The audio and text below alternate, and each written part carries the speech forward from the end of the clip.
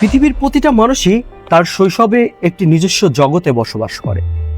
সেই জগতে তার নিজস্ব একটি গল্প থাকে, যেই গল্পে এই পৃথিবী হলো তার বিচরণ ক্ষেত্র, আর আমরা হলাম সেই গল্পের প্রোটাগনিস্ট।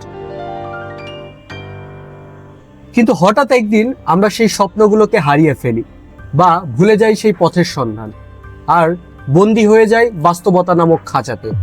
এভাবে একটা সময় আমাদের জীবনের গল্পের সেই প্রোটাগনিস্টই মারা যায়, আর জীবন হয়ে ওঠে উদ্দেশ্যহীন।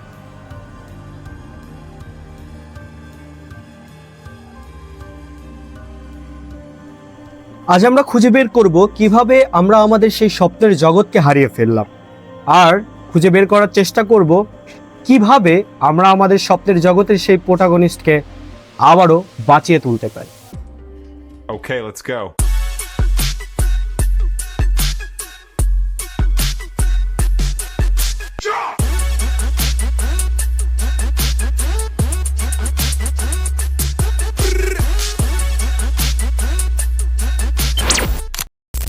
ধরুন আপনি সিনেমা হলে কোনো সিনেমা দেখছেন, যেই সিনেমাতে কোনো নির্দিষ্ট প্লট বা গল্প নেই, কয়েকটি খণ্ডচিত্রকে একসাথে সংযুক্ত করে একটি সিনেমা বানানো হয়েছে।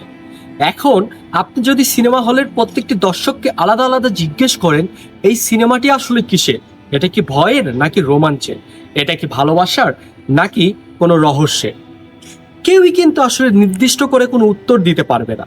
কারণ যেহেতু এই সিনেমার কোনো নির্দিষ্ট গল্প নেই, তাই প্রত্যেকের কাছেই এর আলাদা আলাদা মানে দাঁড়াবে।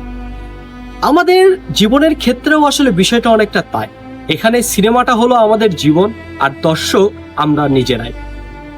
যখন আমরা আমাদের জীবনের উদ্দেশ্য হারিয়ে ফেলি, তখন আসলে আমরা বেঁচে থাকার আনন্দটাই হারিয়ে ফেলি। আমাদের ডেইলি লাইফের যে কাজগুলো থাকে, হয়তো আমরা প্রতিদিন অফিসে যাওয়া বা ক্লাসে যাওয়া, এবং তারপরে প্রতিদিন রাতে ব্যস্ততম দিন শেষ করে বাড়ি ফিরে খাওয়া দাওয়ার পরে রাতে মোবাইল ফোন স্ক্রল করতে করতে ক্লান্তি নিয়ে ঘুমিয়ে যাওয়া পর্যন্ত যে সময় অতিবাহিত করি, এর পুরোটাই হয়তো কোন একটা রুটিন মাফিক নিয়মে চলে যাচ্ছে। কিন্তু প্রকৃতপক্ষে আমি আমার জীবনে আসলে কি করতেছি তার কোনো উত্তর আমাদের কাছে থাকে না। আমরা আদেও আমাদের জীবনে সুখী কিনা, আমরা যেটা চেয়েছিলাম সেটা পাচ্ছি কিনা, সেই উত্তর কিন্তু আমরা দিতে পারি না। আর এই সচেতনের মধ্যে একজন সচেতন নাগরিক হিসাবে আমি আমার নিজেকে দিনের শেষে যে স্থানে দেখতে চাই সেটি হলো বাংলাদেশের প্রেসিডেন্ট। একজন স্বপ্ন নিয়ে আমি এগিয়ে চলেছি কুমারখালী এমএর পাইলট মডেল মাধ্যমিক বিদ্যালয়। সময়ের পরিক্রমায় আমরা প্রতিনিয়ত নিজেদেরকে লিমিটেশন সেট করে দেওয়ার মাধ্যমে নিজেরাই নিজেদের গণ্ডিকে সংকুচিত করে চলেছি।